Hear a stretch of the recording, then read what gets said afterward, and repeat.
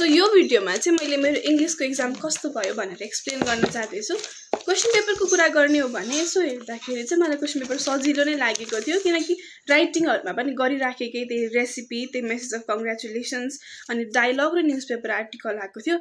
लेख्नको लागि एकदम धेरै सजिलो, तर मार्क्स काट्ने ठाउँ पनि त्यतिकै हुन्छ राइटिङमा।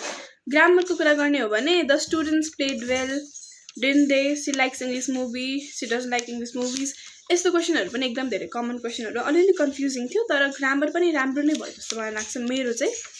अनि क्वेसन नम्बर 10, 9 र 10 दुवै राम्रो भयो। क्वेसन नम्बर 1 मा पनि क्वेसन आन्सर, 2 मा पनि क्वेसन आन्सर, 3 मा पनि क्वेसन आन्सर आएको देखेर चाहिँ म तर्सेकै थिएँ एकछिन, किनकि क्वेसन आन्सरमा मार्क्स काट्ने ठाउँ धेरै हुन्छ अनि यसले गर्दा A+ नआउने सम्भावना पनि बढ्ने हुँदाखेरि चाहिँ मलाई डर लागेको चाहिँ थियो।